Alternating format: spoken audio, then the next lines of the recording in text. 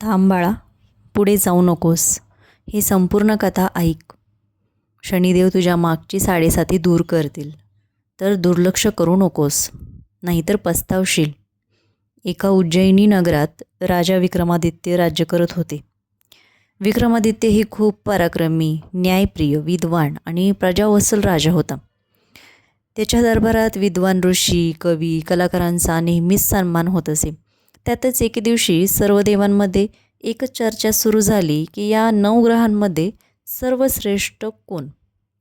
मात्र हा निर्णय राजा विक्रमादित्यांनी द्यावा असेच ठरले आणि राजाने सुंदर असे सुवर्ण, रौप्य, तांबे, पितळ, शिसे, लोखंड अशा धातूंची 9 आसने तयार केली. अत्यंत सुंदर आसने तयार केली.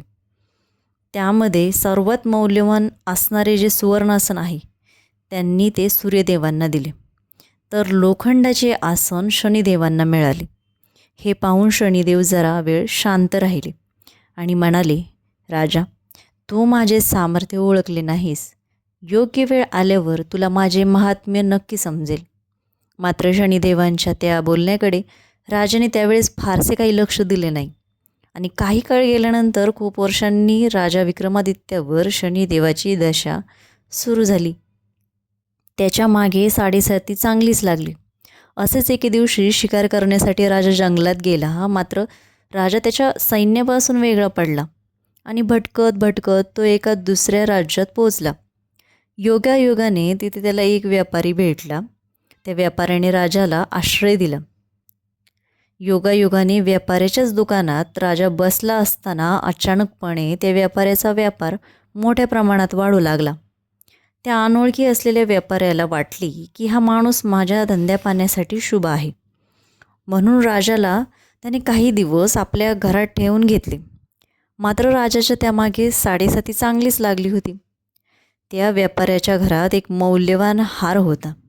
मात्र एके रात्री तो हार घरातून गायब झाला आणि व्यापाऱ्याला दाट संशय राजावर झाला.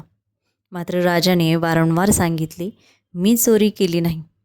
मात्र कोणीही राजाच्या बोलण्यावर त्यावेळेस विश्वास ठेवला नाही. कोणीही राजाचे काहीही ऐकून घेतले नाही आणि त्यांना राजदरबारात घेऊन गेले. कोणाकडे काहीही पुरावा नसतानाही त्यांना चोर समजून कठोर शिक्षा देण्यात आली. मात्र दुःखाचे दिवस सरत नव्हते. राजा एका गावाबाहेर पडून राहू लागले. मात्र राजा असूनही ते एका भिकाऱ्यासारखे जीवन जगू लागले. तीव्र वेदना, भूक, तहान सर्व काही सहन करत होते. एवढ्या असह्य असणाऱ्या वेदना असूनही त्यांनी देवाबद्दल एकही वाईट शब्द उच्चारला नाही. देवाला दोष दिला नाही. ते फक्त म्हणायचे, हे देवा, हेही माझ्या कर्माचं फळ असेल तर मला सहन करण्याची शक्ती दे, सहन करण्यासाठी बळ दे. आणि काही काळानंतर व्यापाऱ्याला घरातील हरवलेला तो हार सापडला. तो व्यापारी खूप खुश झाला आणि सर्वांसमोर राजा निर्दोष असल्याचे सिद्ध झाले. सर्वांना आपल्या चुकीची जाणीव झाली. आपण राजावर उगाच खोटा आरोप केला. राजाबद्दल मनात हळहळ व्यक्त करू लागले आणि सर्वांनी राजाची क्षमा मागितली. तेव्हाच आकाशात दिव्य तेज पसरले. त्या काळ्या वस्त्रांमध्ये हात दंड घेतलेले गंभीर तेजस्वी रूप धारण करून शनिदेव प्रकट झाले.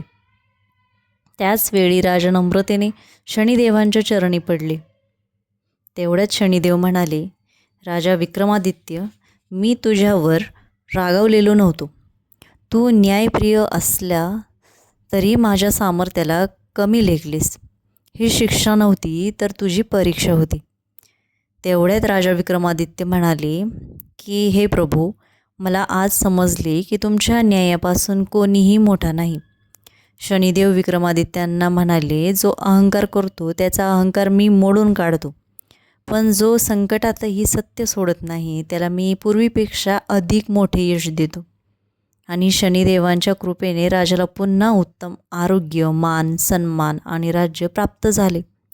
राजाने त्याच्या संपूर्ण राज्यात एकच घोषणा केली की शनिदेवांना कधीही कमी लेखू नका. ते अन्याय करणारे नाहीत, तर ते सर्वांना न्याय देणारे देव आहेत. त्या दिवसापासून शनिदेवांची महती सगळीकडे पसरली. तर व्हिडिओ आवडला असल्यास लाईक करा, शेअर करा आणि सबस्क्राईब करा. धन्यवाद.